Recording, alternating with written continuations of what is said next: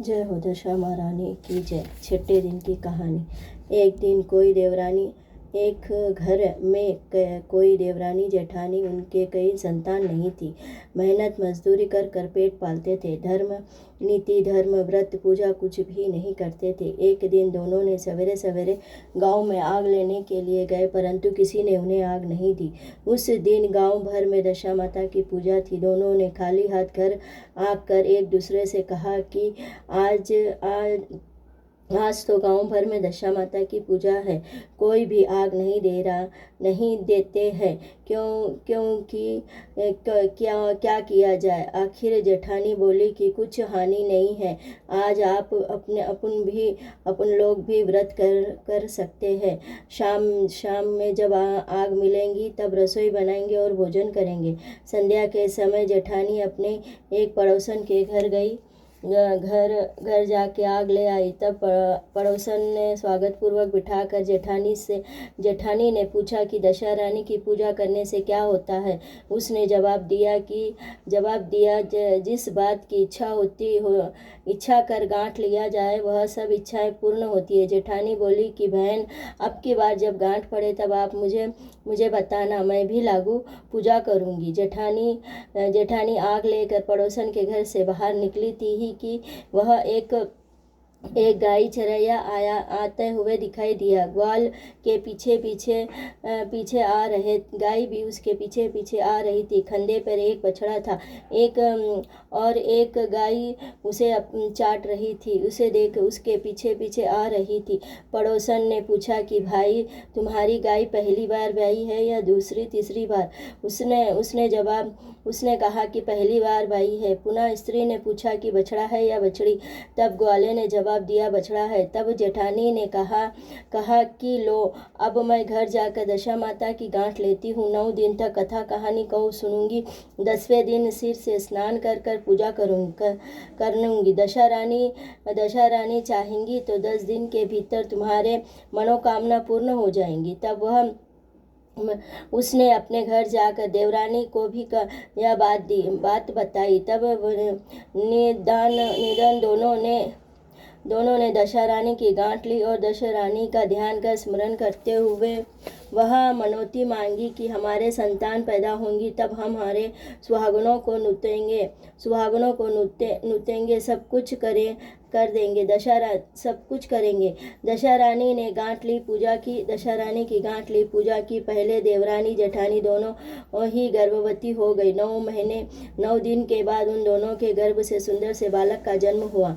बालकों के जन्म के संस्कार पर वह देवरानी ने कहा कि लड़के होने पर सुहागनों को मनौती की थी, तुम उनको न्योता देना चाहिए। जेठानी ने कहा कि अभी ऐसी की भी क्या जल्दी पड़ी है। तब लड़के बड़े अन्न प्रश्न होगा, उन्हें न्योता दे देंगे। जब वह लड़के का अन्न प्रश्न हुआ और तब देवरानी ने पुनः उसे याद दिलाया, परंतु जेठानी ने फिर भी टाल दिया और कहा कि जब लड़के बड़े होंगे, उनकी सगाई संबंध होंगे, तब उसे सुहागनों को नूतेंगे। लड़के बड़े हो गए और उनके सगाई संबंध पक्के होने लगे। फिर वह जेठानी सुहागनों को नहीं नूती। उसने कहा कि जिस दिन लड़के के फेरे पड़ेंगे उस दिन सुहागनों को नूत देंगे, उत्सव करेंगे, साथ में पूजा करेंगे। तब वह देवरानी बोली कि बहन, तुम्हें चाहे जब करना हो करो, मैं तो मंडप के छन्न धन देने से सुहागनों को नूतती हूँ। देवरानी ने जैसे कहा वैसे ही किया।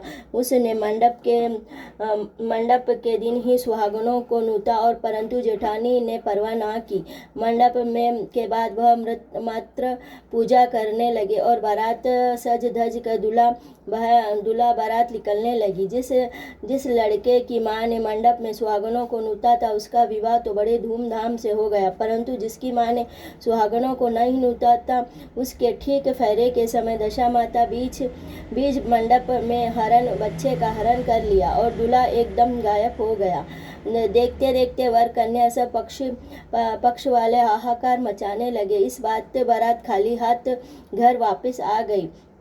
उधर लड़की की माता ने बड़ी संकट में पड़ गई जब वह अधब्याही लड़की ने किसी सिर मंडेंगे पास में पड़ोसन चतुर स्त्रियां लड़कियों की माता को समझाने लगी और अधब्याही लड़की का सीधा सामना बच्चे कैसे होगा। उसी दिन वह लड़की ने हवेले दिया और लड़की ने मांगते भिखारी लोग सदाव्रत देने लगी। एक दिन उसे साधु यात्री करते हुए आए और गांव में आकर उसे गांव में बहुत दूर घना जंगल है, एक पीपल का पेड़ है। लोगों ने उस पेड़ के पास पीपल के पेड़ के पास बैठी दशा रानी का निवास है। साधु चलते चलते शाम के समय पेड़ के नीचे ठहर गया और वह अधब्याही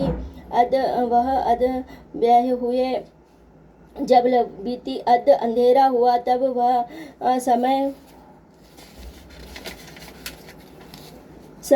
तो झाड़ू काटने वाली पेड़ के नीचे साफ मैदान झाड़ू लगाने लगी भी पानी छिड़कने वाली पानी छिड़की जमीन को वह फूलों से सजा दिया बिखेर दिया। देवी देवता आकर वह पोशाकें पहन अपने अपने यथा स्थान पर बैठने लगे। सब पूछे स्वर्ग से राज इंद्र भी सिंहासन ले आए और साथ में अप्सराएं भी आकर वह नृत्य करने लगी और सिंहासन के सामने नाचने लगी।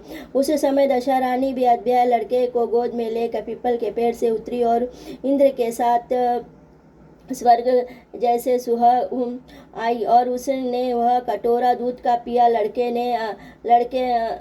ने अधब्याह के मांग का कटोरा दूध लगा कर रख दिया, आधा कटोरा दूध का रख दिया और कटोरे से दूध पिया। और जब एक नाचना तमाशा हुआ तब दशा रानी लड़के को गोद में लिए बैठी थी। वह सवेरे होते ही देवी देवता दरबार मंग हो गया और अपने अपने साधुजन अपने अपने गांव को चले गए। तब वह साधु भिक्षुक माता मांगते मांगते उसी अधब्याही लड़की के घर आया। तब लड़की ने उसे भोजन करवाया, तैयारी की, बाबा को भोजन कराने बिठाया। लड़की ने 3 पत्तल परोसी, वह एक अधब्याही वर के नाम की अलग रखी, सदा दिया और वह एक पत्तल बाबा जी के सामने रख दी और एक परोस और अपने पत्तल उसके सामने रख दी। बाबा जी ने कहा कि यह क्या है? तब वह बोली। यह देखकर वह वहीं अधब्याही लड़के की बात ध्यान में आ गई। लड़की ने पूछा, क्या कहा बाबा जी? बाबा जी बोले, बात को टाल दिया और कहा कि हम तो वैरागी है, लोगों से क्या बात कह सकते हैं? तुमको इतने बातों का क्या फ़ायदा? तुम जो भोजन करो और भगवान का नाम भजो। लड़की ने हट कर ली। उसने कहा कि जब आपने इस भेद को नहीं बताओगे तब तक मैं भोजन नहीं करूंगी। फिर वह बाबा ने चुप होकर कहा। लड़की से बोला कि आप साधु हो तो मेरे समय भी सती हूँ, आप अपनी बात मुझे भेद बताओ। तब वह जो अपनी कहा वह मेरे साप दे दूंगी। तब बाबा ने रात का सारा हाल बता दिया और उसने बाबा के साथ पीपल के पास जाने का निश्चय किया। जब बाबा आगे आगे लड़की पीछे पीछे, बाबा ने लड़की के परस पीपल के पास छोड़कर चले गए। जब वह संध्या का समय हुआ, नित्य की तरह वह झाड़ू लगाने लगे, फूल बिछाने जमीन पर माली फूल बिखेरने रखे। राजा ने इंद्र के पास आए और नाचने गाने लगे और उसी समय दशा रानी ने पीपल से उतरकर दरबार में बैठे और लड़के को दूध लिया और वह अधब्याही का कटोरा अलग से रख दिया। तभी कटोरा मुंह से लगाकर त्यों ही वह लड़की कटोरा हाथ से ले ली और वर के सामने आकर खड़ी हो गई। बोली कि आप भाग लेने के लिए भी उपस्थित हूँ, आप और जो आज्ञा दोगे वह सब सेवा करूँगी। तब वह बोला कि मैं इसे की तरह तुम्हें नहीं मिल सकता, मैं दशा रानी की सेवा में हूँ। अब तुम दरबार में जाकर उनकी गोद से मैं बैठूंगा। यदि तुम्हें मुझे चाहिए तो दशा रानी को प्रसन्न कर मुझसे मांग लो, तब मैं तुम्हारे हो सकता हूँ। लड़का दशा रानी की गोद में जाकर बैठ गया। लड़की ने अप्सराओं के साथ नाचने लगी।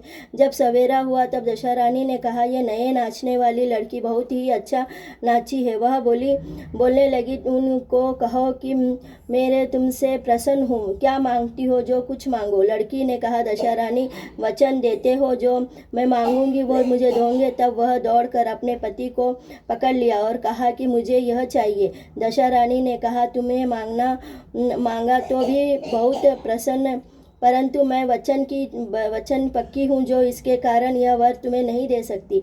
राजा इंद्र दशामाता से पूछे, और भगवती, यह सब क्या भेद है, जरा मुझे भी बताओ। तब दशा रानी बोली कि यह लड़का मेरे वरदान से पैदा हुआ है। इसकी माता ने मनौती मानी थी, जब वह लड़का पैदा होगा तब मैं सुहागनों को नूतूंगी, परंतु आज तक अपने वचन को पूरा नहीं किया। इसके कारण मैं अपना दिया हुआ बालक विवाह मंडप से ले आई हूँ। इसका अद्वियायी स्त्री यह परंतु पतिव्रता है। इसके कारण यह देव सभा में भी पहुंचकर मुझसे अपने पति को छीन लेना चाहती है। दशा रानी के ऐसे वचन सुनकर इंद्र समस्त सभी देवता वर कन्या के ऊपर फूल बरसाने लगे।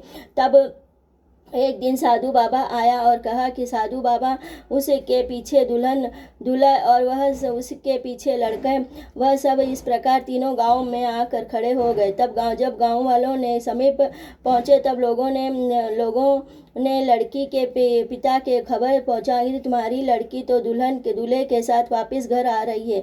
जिस दिन उस लड़की के चिंता हुई, तब प्रथम उसकी घड़ी में वह लोक प्रदान किया और मेरे घर बाहर नहीं निकली है, और ज्यों और भी नई बातें सुनने को आई है। उसे किवाड़ बंद कर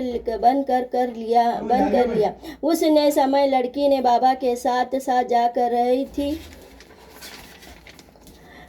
जा रही थी, उसी संबंध में लोगों ने अपहरण कर लिया। किंतु जब वह गांव में मनी मारने के प्रति हुआ और उसने वही बात कही कि तब वह तलाश करने लगे घर के बाहर। वह उसी दरवाजे पर सचमुच लड़की के साथ दामाद और खड़े हैं। उसने प्रसन्नता पूर्वक और उसने उसी खुशी से बहुत दान पुण्य दिया और बधाई बांटने लगे। फिर वह विवाह की तैयारी, परंतु लड़की ने अपनी माता से कहा कि पहले घर जाओ और सुहागनों को नूतने और बारात आने को कहो।